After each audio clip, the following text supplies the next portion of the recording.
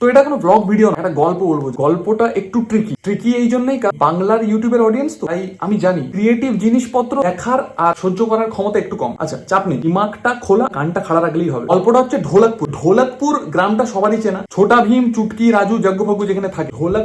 আগে ঢোলকপুর ছিল। ঢোলকপুর স্বাধীন হয় 26শে মার্চ 1971 সালে। তার আগে ঢোলকপুর ছিল গোলকপুরের অন্তর্গত। অসুবিধার কারণ হয়ে দাঁড়ায় দুটো গ্রামের লোকেশন। গোলকপুর তখন দুই খণ্ডে বিভাজিত ছিল, ইস্ট গোলকপুর, ওয়েস্ট গোলকপুর। আর মাঝে অন্য একটা গ্রাম ছিল মোদিপুর বলে, আমি ওখানে থাকি, ভালো গ্রাম। ছোট করে বলে রাখি, ইস্ট গোলকপুর আর ওয়েস্ট গোলকপুর দুটোই আগে মোদিপুরের অন্তর্গত ছিল। পর 1948 সালের পর থেকে তিনটে দেশ আলাদা আলাদা হয়ে যায়। যাই হোক, এবার যেটা ওয়েস্ট গোলকপুর ছিল সেটা ছিল সব দিক থেকে স্ট্রং। ইস্ট গোলকপুর মানে এখন যেটা ঢোলকপুর সেটা ছিল সব দিক থেকে দুর্বল। কারণ ওয়েস্ট আর ইস্টের মধ্যে দূরত্ব এতটাই ছিল, ওয়েস্ট থেকে ইস্টে জিনিসপত্র ভালোভাবে পৌঁছতে পারতো। জিনিসপত্র বলতে একটা গ্রাম চালাতে যা যা লাগে আর কি, যেমন ভুসিমাল বাজার, গ্যাস সিলিন্ডার, রেলগাড়ি, biryani, man force, stay free, political support ইত্যাদি জিনিসপত্র ঠিকঠাক ভাবে পৌঁছতে পারতো। তার জন্য রাজা ইন্দ্রবর্মা, মানে যাকে আমরা চিনি অ্যাজ এ ঢোলকপুর প্রেসিডেন্ট, সে তখন রাজা হয়, সে তখন ছিল একজন নর্মাল কর্পোরেট এমপ্লয়। সে যখন দেখলো তার গ্রামে কোনো কিছুই নেই, আর ওয়েস্ট গোলকপুর মানে যেখানে গোলকপুরের প্রাইম মিনিস্টার থাকে সেখান থেকে কোন রকম কোনো সাপোর্ট তারা পাচ্ছে না, তখন সে বুঝলো যে আলাদা একটা ডেমোক্রেটিক গ্রাম বানানো খুব জরুরি ইস্ট গোলকপুরের জন্য। এটা অনেক আগেকার কথা, তখন ভীমের জন্ম হয়নি, সে তখন তার বাবার কাছে।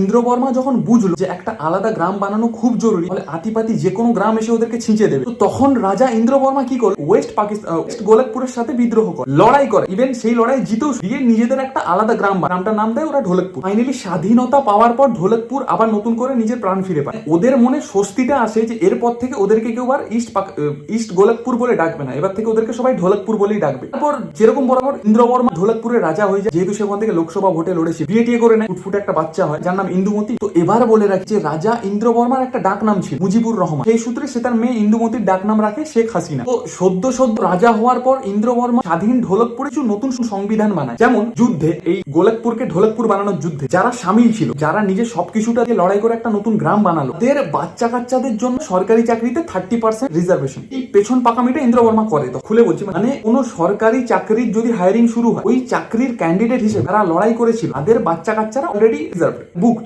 30%। চাই তাদের ওই জব অনুযায়ী কোনো ডিগ্রি বা স্কিলস থাকুক আর না থাকুক, এই ব্যাপারটা ওখানে চলতে থাকে। ও দেখতে দেখতে ইন্দ্রবর্মা বুড়ো হয়ে যায় এবং মারা যায়। ইভেন ঢোলকপুর তার স্ট্যাচুও তৈরি হয়। ইন্দ্রবর্মার মারা যাওয়ার পর তার মেয়ে ইন্দুমতি ঢোলকপুরের শাসন ব্যবস্থা সব নিজের হাতে তুলে, যেহেতু সেখানে তার বাবার রাজ ছিল। তো সেই 1971 থেকে আগের বছর 2023 পর্যন্ত সবকিছু মোটামুটি আন্ডার কন্ট্রোল ছিল, কিছু ঠিকঠাক ছিল।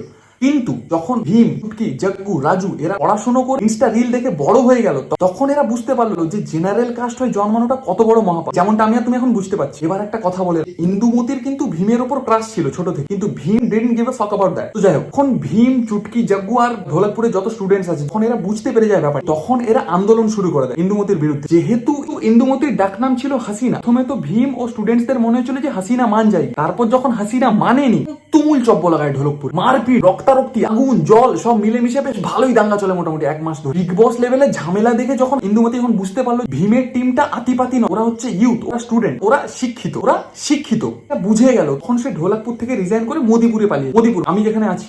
আজ শুনলাম যে ওখান থেকে নাকি লন্ডন যাবে। যাই হোক, ঢোলকপুরের অবস্থা এখন খুব খারাপ, মানে সেরকম কোন সুপ্রিম লিডার এখন ওখানে কামান সামলায়। তবে এটা দেখে সকালে ভীষণ হেসেছি, রাজু আর যজ্ঞুকে দেখে রাজপ্রাসাদে ইন্দুমতির ছিঁড়াছিড়ি করা শুরু করেছে, সবাই মিলে মোটামুটি রাজপ্রাসাদে লুটপাট করে আগুন লাগিয়ে দিয়েছে। চোখ থেকে জল গড়িয়ে চায়ের কাপে তো তখন পড়লো যখন দেখলাম কালিয়া আর ঢোলভোলু মিলে রাজা ইন্দ্রবর্মার যে স্ট্যাচুটা হয়েছিল ঢোলকপুরে সেটা ভাঙা শুরু করেছে। যেই মানুষটা তোদেরকে স্বাধীন করলো, যাতে তোরা একটা পরিচয় পাস, সেই মানুষটারই টয়লেটে গিয়ে তার জেট স্প্রে গায়েব।